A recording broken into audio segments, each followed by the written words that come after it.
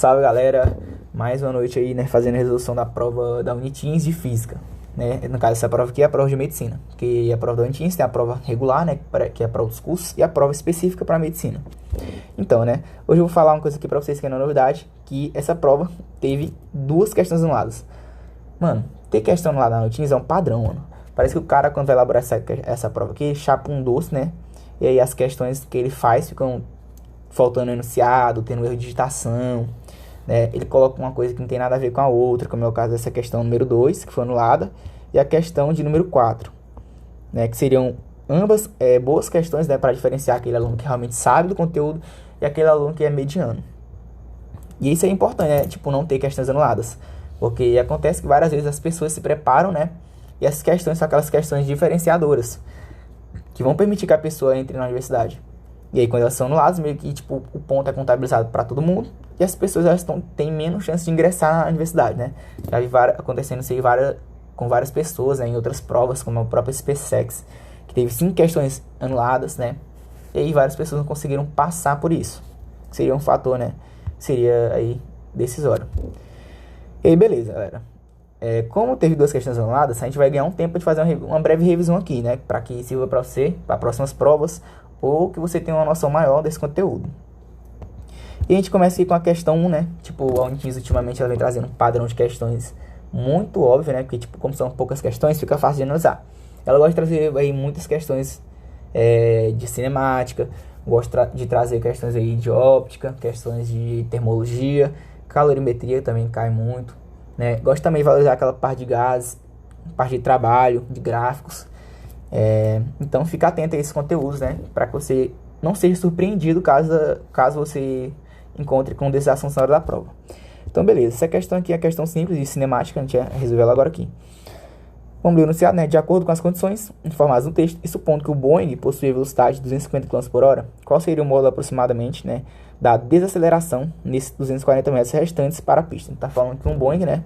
Tipo, tem um Boeing, um avião, e aí esse avião, ele inicia aí com a velocidade, né, inicial, V0 de, deixa eu ver agora, sabe que é a caneta, de 250, botar na 4, 252, né, isso, 252, é isso, velocidade inicial de 252 km por hora, e aí vai sofrer uma desaceleração, né, até percorrer 240 metros, onde a sua velocidade final foi 0.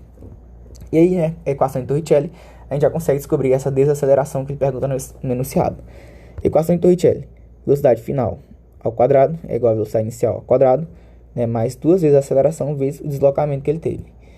Aí, a velocidade final, a gente sabe como ele parou, né, essa velocidade que foi 0. E aí, essa aceleração aqui é uma desaceleração, então tem sinal negativo. Então, vai ficar menos a velocidade inicial ao quadrado, menos 2 vezes a desaceleração vezes o deslocamento. Aí podemos multiplicar todo mundo por menos 1, fica que a velocidade inicial ao quadrado, ela é 2 vezes a aceleração vezes o deslocamento. Essa velocidade aqui, né, está em metros por segundo, a gente tem que descobrir, está em quilômetros por hora, né, e a gente tem que descobrir a aceleração. A aceleração é em metros por segundo ao quadrado, e a velocidade está em quilômetros por hora, então a gente tem que fazer a conversão. Para você converter de quilômetros por hora para metros por segundo, você tem que dividir por 3,6, e o contrário, né, de metros por segundo para quilômetros por hora, você tem que multiplicar por 3,6. E aí, o 252, né, já é um daqueles números que vocês podem decorar, como o 108 km por hora, como o 90, né? Você pode decorar que sempre cai esses valores. Quando você pega esse número aqui e divide por 3,6, você encontra, né, que dá 70. Ou seja, 252 km por hora é a mesma coisa que 70 metros por segundo. Beleza?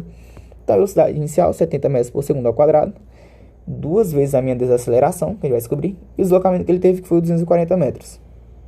Então, essa desaceleração ficaria 70 ao quadrado, né, 4.900. 2 vezes 240 é 480. Então, essa desaceleração é 490 dividido por 48. E aí a gente vai usar malandragem, né, porque ele pergunta aí aproximadamente, a gente precisa nem fazer essa conta, porque a gente sabe que, tipo, se a gente pega 49 e divide por 48, né, é muito próximo de 1. Então, isso aqui dá muito próximo de 10, né?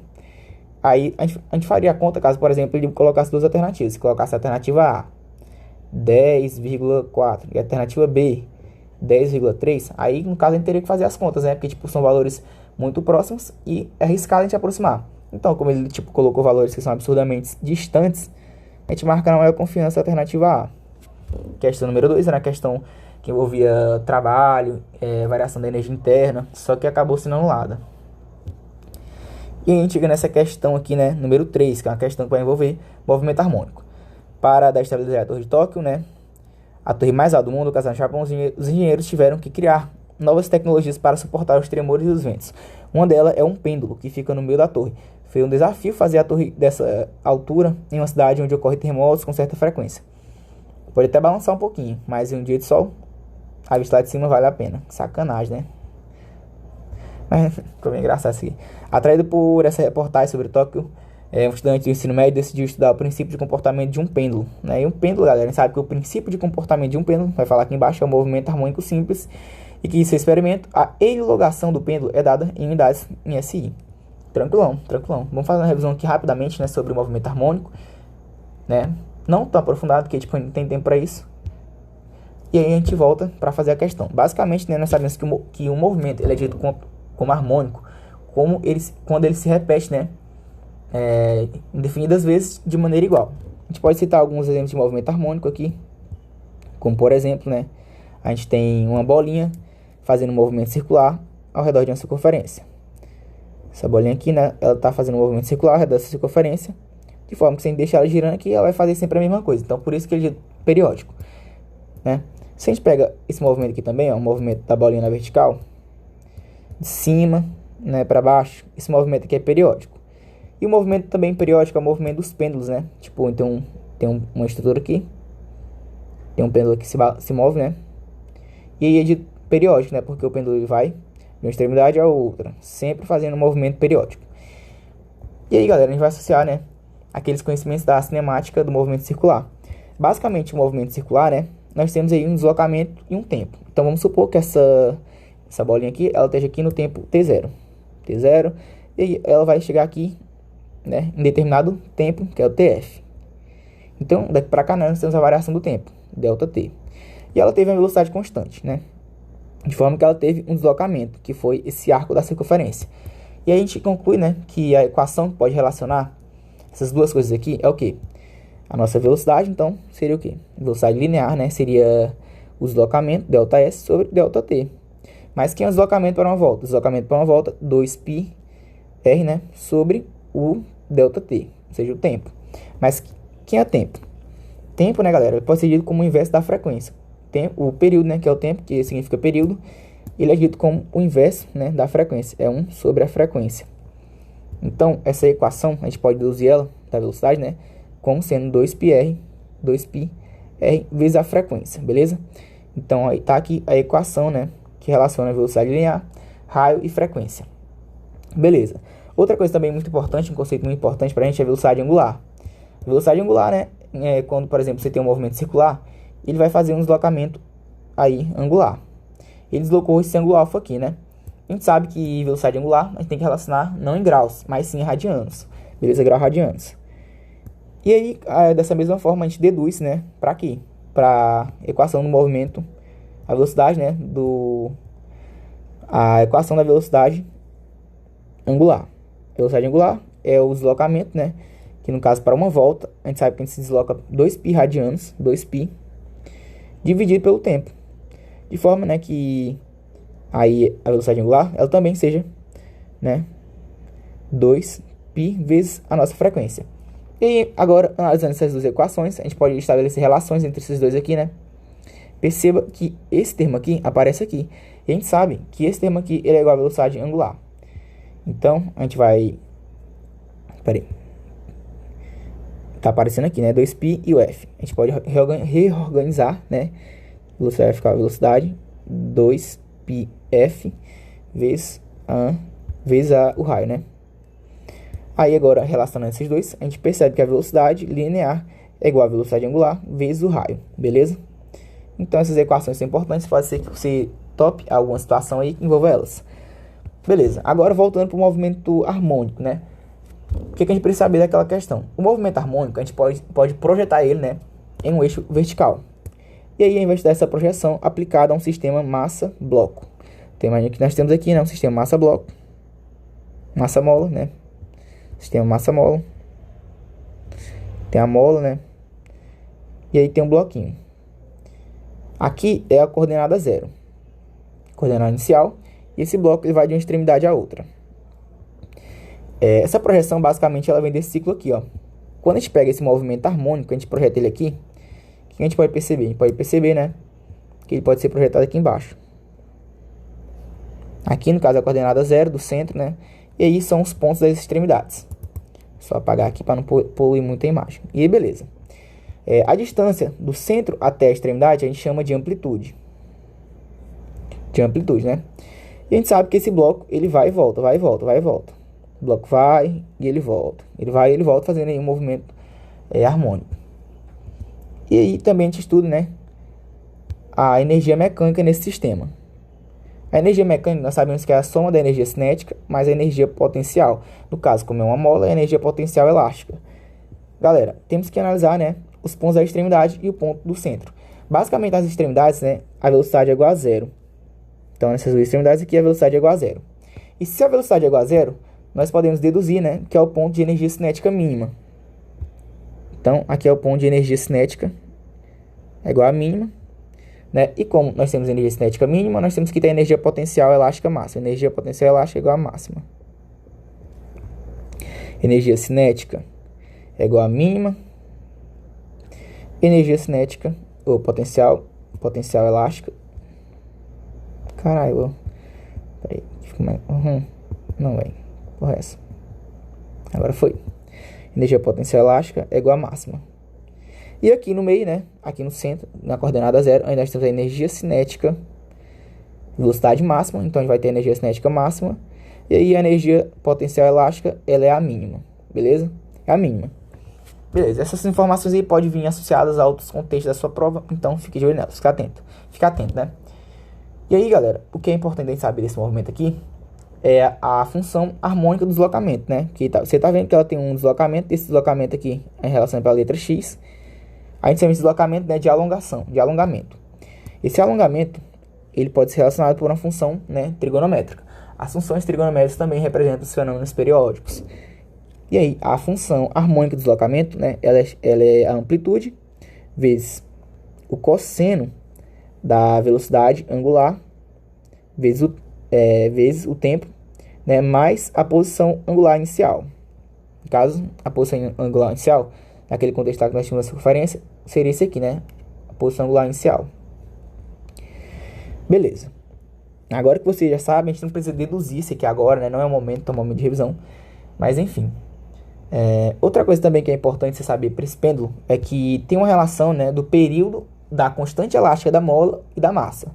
Basicamente, o período de um sistema massa-mola, como esse que a gente representou, o seu período ele pode ser representado por 2π, né, vezes a raiz da massa sobre a constante K. Beleza? Então tá aí mais uma equação importante para você ter aí no seu repertório e fazer essas questões. Agora a gente vai falar, né, do pêndulo. Acho que não precisa falar de pêndulo não, né? Porque, tipo, o pêndulo é um assunto mais básico e tal. A gente vai entrar, se for falar de pêndulo, vai entrar em vetores, vai dar um pouco de trabalho, vai ficar um vídeo muito prolongado. Mas quem precisa saber para resolver aquela questão é esse aqui. Então, beleza, vamos voltar aqui na questão. E ele fala que deu um movimento harmônico simples e que seu experimento de alongação do pêndulo é dado em unidade simples. Beleza, deu aqui a equação pra gente, né?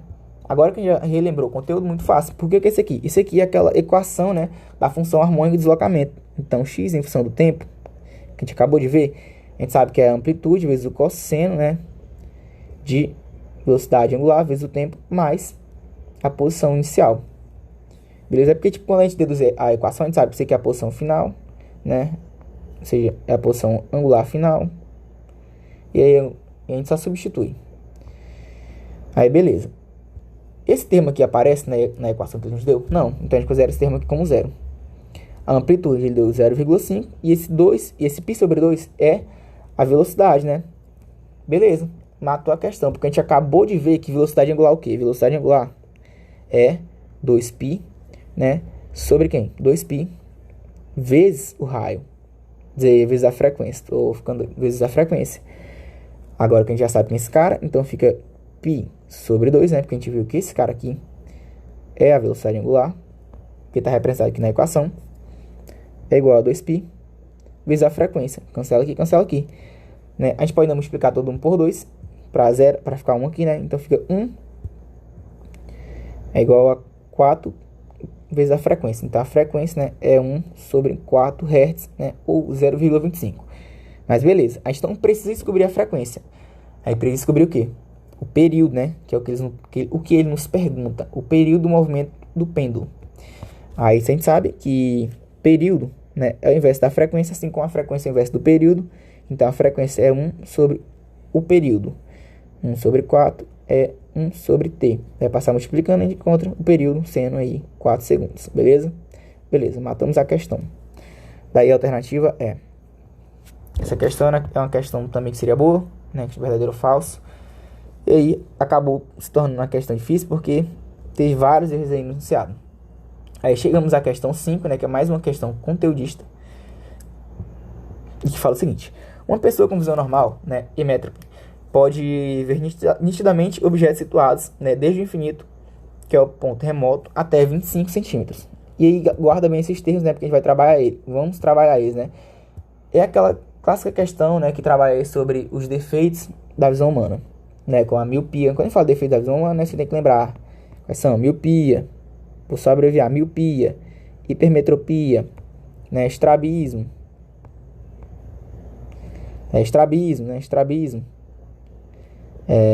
astigmatismo, etc. Miopia é basicamente quando a imagem ela se forma depois da retina, sabe? Nós temos o olho, né? Temos a íris aqui e tal. Aí temos os raios que chegam na íris. E esses raios que chegam na íris vão formar uma imagem depois da retina. A retina é bem que assim, ó. E a imagem, né? Por exemplo, se a gente coloca um objeto aqui em frente ao nosso olho, ela é formada antes da retina.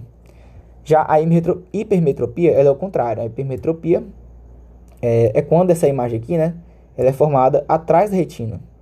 Beleza? Sendo que a miopia você tem dificuldade de enxergar de perto ou de longe, né? Miopia você tem dificuldade de enxergar de longe.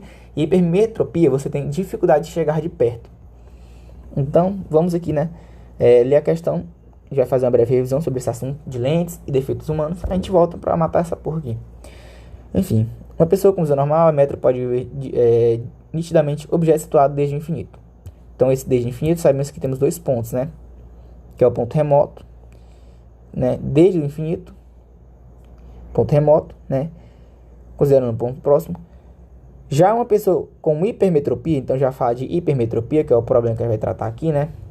Apresenta diminuição do seu diâmetro anteposterior. Todavia, a correção da hipermetropia pode ser realizada com os lentes convergentes. A lente, sabemos que tem aquela piada, né? Por que o míope foi fazer no zoológico? Por que o míope não consegue enxergar os animais no zoológico? Porque ele usa, né, lentes divergentes.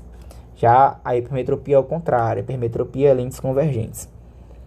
A lente deve ser tal que um objeto situado a 25 centímetros forneça uma imagem situada no ponto próximo do olho. No caso de uma pessoa com hipermetropia, cujo ponto próximo está situado a 50 centímetros do seu olho, qual deve ser a vergência da lente, né, em diotropia, menos DI, que ele deve usar, que possa ver nitidamente o objeto situado a 25 centímetros de distância. Tranquilão. Então a gente vai fazer uma revisão. Vou só pegar uma água bem aqui, que minha garganta tá seca já que eu volto. 2 tempos. Então, voltando aqui, né, galera? A gente sabe que lentes, a gente pode ter dois tipos de lentes. A gente pode ter as lentes de borda fina e as lentes de borda grossa. Quando você vê essa simbologia aqui, né? Ela é uma simbologia que está representando as lentes de borda fina, enquanto essa simbologia aqui é a simbologia que representa as lentes de borda grossa. Eu não vou tratar, tipo, dos raios notáveis nessas lentes, na lente de borda fina ou na lente de borda grossa, porque isso vai demorar muito tempo e não vai ser nada necessário para a nossa resolução da questão. Mas, basicamente, a gente tem que lembrar, né, que nas condições normais, a lente de borda fina, ela se comporta como uma lente convergente. Ou seja, aquela lente, né, vai fazer que os raios acabem se convergindo. Já a lente divergente, né, ela é uma lente que funciona, a lente de borda grossa, na verdade, ela é uma lente que em condições normais funciona como uma lente divergente. E por que eu falo que, tipo, em condições normais? Vamos explicar rapidamente que a diferença entre as duas lentes e a gente aborda esse tópico. Coloquei aqui o desenho, né, das lentes. Acima nós temos as lentes de borda fina e abaixo nós temos as lentes de borda grossa. Como é que a gente classifica? Peraí. Vou aumentar um pouquinho isso aqui. A gente pode classificar ela, né? Quando a gente pegar suas extremidades, né? Suas bordas aqui, ó. A gente percebe que é fino. Então, lente de borda fina. Fino, fino, fino. Já essas aqui tem as bordas grossas, né? São lentes de borda grossa. E aí a gente tem a nomenclatura dessas lentes, que também é algo muito importante. A gente pode perceber que elas têm duas superfícies. Se a gente seguir raio dessas duas superfícies, que fizeram como um espelho convexo, né? Então essa primeira aqui a gente chama de lente biconvexa. A segunda funciona como espelho côncavo, né? Então a gente chama de bicôncava. Essa aqui, lente de borda fina, a gente pode perceber que é plano e um espelho, né? Do tipo convexo. Então é plano convexa. Essa aqui, ela é côncava e aqui ela é convexa. Então é côncava, convexa. Essa aqui da mesma forma ela é plana em um lado, né? Plana em um lado e convexa no outro. É côncavo no outro, plano côncavo. Já essa aqui, né? Ela é convexa em um lado, convexa em um lado e côncava no outro. Convexa, côncava, beleza? E aí temos a côncava. Temos as suas nomenclaturas, beleza, galera? E como eu falei para vocês, né? Geralmente nas condições normais, né? Essas condições normais, elas podem ser significando, né? Por exemplo, quando a gente está refratando, né, as lentes elas refratam. Quando a condição normal, peraí que tô me embolando, mas eu vou explicar para vocês. Essa condição normal é basicamente quando a gente tem um raio refratando do vidro pro ar, por exemplo. Do vidro pro ar, por exemplo. Beleza? E aí, como a gente sabe, aqui o vidro tem um índice de refração em 1 e o ar tem um índice de refração em 2. Ou seja, o vidro ele é mais refringente do que o ar. Então, nessas condições, né, quando a gente está passando de um meio mais refringente para o menos refringente, as lentes de bordas finas funcionam, né, como lentes convergentes. E da mesma forma, as lentes de borda grossa, né, quando está passando de um índice de refração maior para o menor, elas funcionam como lentes divergentes. Mas você tem que tomar cuidado, né, porque às vezes pode estar acontecendo o oposto, né. Por exemplo, pode estar indo de um índice de refração pequeno para um índice de refração alto. Isso aí vai influenciar na forma como o raio é refratado. A gente pode exemplificar isso aqui rapidamente, né. Por exemplo, imagina que a gente tem aqui um diótropo. O diótropo é a divisão, né, entre dois meios. Aqui nós temos o meio que vai representar o ar e aqui o meio que vai representar, né, a água, por exemplo, a água. E aí, galera, a gente sabe que o índice de refração do ar é menor do que o índice de refração da água. Então, a gente vai botar aqui o índice de refração da água, né, é menor, do ar, na verdade, do ar, é menor que o índice de refração da água. E a gente vai fazer uma analogia, né, para que a gente memorize. Eu quero que vocês lembrem, né, quando o raio afasta e quando o raio se aproxima da normal. Então, vamos supor que a gente tem um laser. Esse laser ele vai incidir sobre essa superfície, né? Temos o raio incidente. E aí nós temos a normal, né? Perpendicular ao raio, normal. E aí, galera, nós sabemos, né, que se não tivesse, por exemplo, a diferença entre as refringências, né, do ar e da água, esse raio passaria reto. E aí a gente tem que analisar. Esse raio, ele vai se afastar ou esse raio vai se aproximar da normal? Esse em verde aqui é a normal. Na última prova da UEMA agora, 2022, que é uma questão sobre isso aqui, né? Tinha que relacionar o índice de refração a partir da imagem do que estava acontecendo com o raio. Se ele estava se afastando, se ele estava se aproximando. Então, basicamente, a gente vai fazer uma analogia, né? Aumentar a refringência é falar que a gente aumentou a dificuldade da luz se propagar, né, em um diferente meio. Por exemplo, se a gente está vindo do ar para a água, a gente aumentou a dificuldade da luz se propagar. E a gente vai estar relacionando isso aqui, né, a algo que acontece na nossa vida. Então vamos supor, né, que aqui tem o raio que está sendo incidido e aqui o raio, né, que vai ser refletido, que vai ser refratado. Esse raio pode se afastar da normal ou ele pode se aproximar. Eu te pergunto, o ar vindo do ar para a água, ele está aumentando a dificuldade ou ele está diminuindo a dificuldade? Como está vindo do ar para a água, né, ele está vindo para o meio, tem maior índice de refração. Então, ter maior índice de refração é aumentar a dificuldade. E aí, galera, essa normal aqui vai ser Deus, O que acontece na nossa vida quando aumenta a dificuldade, né? Quando aumenta a dificuldade, a gente faz o que com Deus? A gente se aproxima de Deus, né? A gente pede ajuda para Deus. Então, toda vez que você se perguntar, refratou. Aumentou ou diminuiu a dificuldade? Se aumentou a dificuldade na minha vida, eu vou me aproximar de Deus. E aí a gente pode ter o contrário, né? A gente pode estar vindo da água, por exemplo, da água, né, pro ar. Aí a gente sabe que o índice de refração da água, né, é maior do que o do ar. Então o raio incidiu, né? Incidiu e o raio refratou. E aí, vindo da água pro ar, a dificuldade aumenta ou a dificuldade diminui? A dificuldade diminui. E o que acontece quando a dificuldade da nossa vida diminui? A gente se afasta de Deus, beleza? Então é por isso que eu estava falando para vocês que vai depender da ocasião. Quando o índice de refração quando a luz ela passa de um índice de refração maior para um índice de refração menor, a lente de borda fina funciona como uma lente convergente. E, né, ao contrário, a borda grossa funciona como uma lente divergente. Só para exemplificar, vou fazer aqui um rapidão para vocês verem. Tem uma lente aqui, mano, tá ficando muito grande. Só para explicar uma questão, bora rapidão aqui. Essa lente aqui, ó, né? A gente vai jogar um raio aqui. O raio incidiu sobre ela. 2 raios, né? Raio incidiu. Essa lente aqui, né? A normal tem que passar pelo centro. A normal tá passando aqui. Eu pergunto pra vocês o que vai acontecer. Que é a normal, né? Que é a normal. Reta normal. Aí o que acontece? Tá vindo do vidro, né? Pro ar. A gente sabe que o índice de refração do vidro ele é maior que do ar. Então o que tá fazendo vindo do vidro pro ar? Tá aumentando a dificuldade ou tá diminuindo a dificuldade? Tá diminuindo a dificuldade, né? Nós estamos vindo para um refrigerante para um menos refrigerante. Então ela vai se afastar de Deus, né? Porque as coisas estão mais fáceis para ela. Da mesma forma, né? Acontece com esse outro raio. Mas se fosse o contrário, por exemplo, se fosse do vidro para óleo, o índice de refração do óleo, né, é maior que o do vidro. Aí, por exemplo, aqui vai ser o óleo.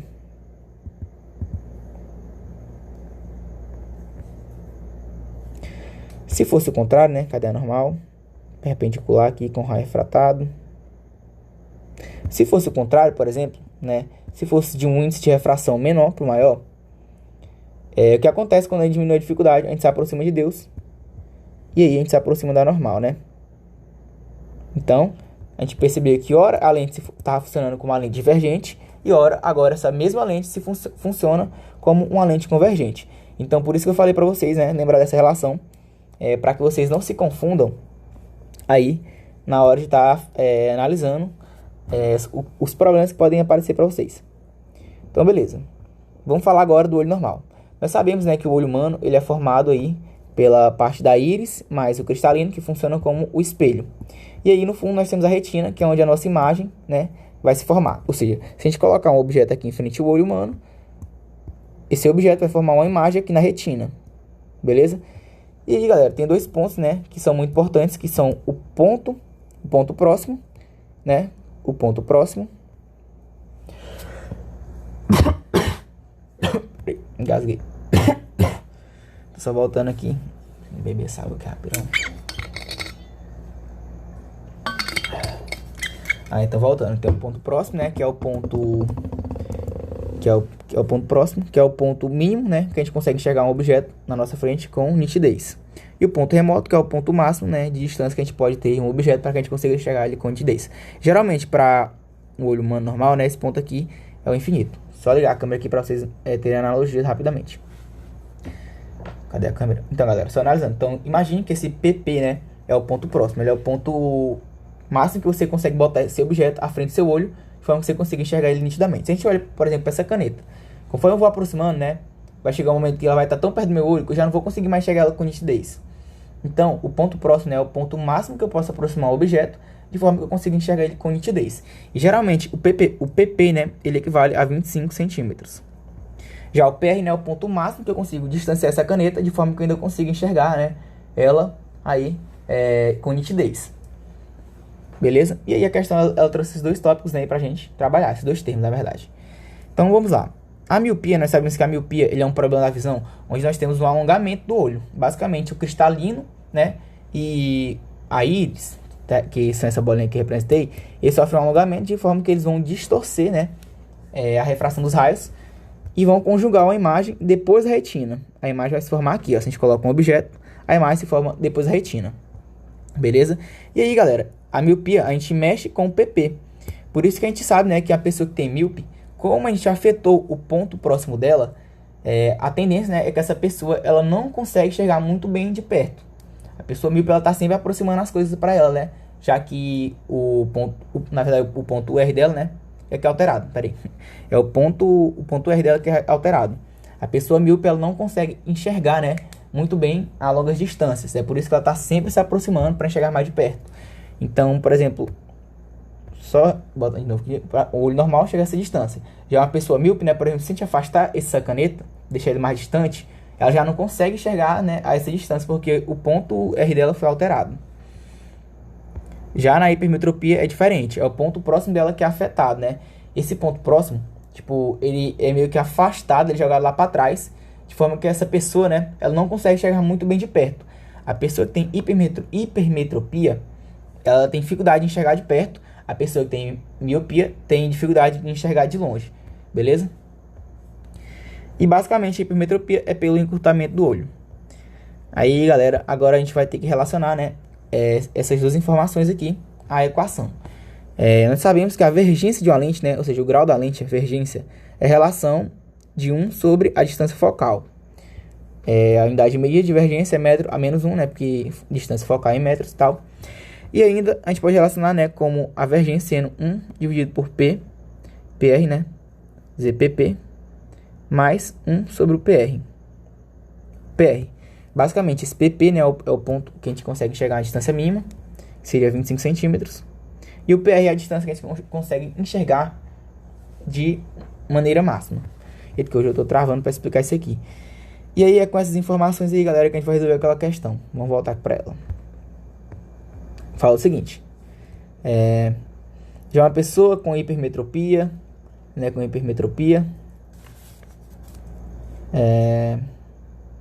a lente deve ser tal que um objeto situado a 25 centímetros forneça uma imagem situada no ponto próximo do olho. No caso de uma pessoa com hipermetropia, cujo ponto próximo está situado a 50 centímetros dos seus olhos, qual deve ser a vergência da lente que ela deve usar, né, para que ela consiga ver nitidamente? Então vamos lá. Fala o seguinte, né? Nós temos aqui nosso olho humano. O olho humano, né? Que é a íris e tal. E as pessoas ela tem hipermetropia. Aí o ponto próximo está situado, né? Ou seja, o PR está situado a 50 centímetros. 50 centímetros, né? E aí ele está perguntando qual deve ser a vergência. A lente deve ser... Beleza, só com isso aqui dá pra gente resolver. A vergência, como nós vimos, né? Relação de 1 sobre o P, né? Mais 1 sobre o PR. Aí, galera, esse V vai ser o quê? 1 sobre PP menos 1 sobre PR. Por que menos 1 sobre PR? Porque nós temos aquelas relações, né, de nitidez. Onde esse cara aqui, para esse tipo de lente, né, que é a lente divergente, uma lente também de bordas finas, a hipermetropia, para a gente conseguir resolver o problema da hipermetropia, a gente tem que usar uma lente convergente, né? Lente convergente. A lente convergente, usamos o sinal negativo aqui para o PR. Então, beleza. Então, a vergência vai ser 1 sobre o PP, que nós sabemos que é 0,25, menos 1 sobre o PR. 1 sobre o PR, né? Que é 0,5. 0,5, que equivale a 50 centímetros. Então, o V vai ser tipo 1 dividido por 1 sobre 4, menos 1 dividido por 1 sobre 2. A vergência dessa lente é 4, né? Vamos conservar primeiro, deixa eu ver assim, 4. Você conserva primeiro, 4 menos 2. Então, a vergência da lente é 2. Beleza? Agora ver se tem esse gabarito, 2. Aí tem 2 menos 2, né? Só que aqui dá 2, que a gente viu. Talvez seria menos 2 se fosse uma lente convergente. Divergente, na verdade. Só que como é hipermetropia, nós temos que usar, né, aí o sinal aqui negativo. Beleza, galera? E foi isso, a resolução.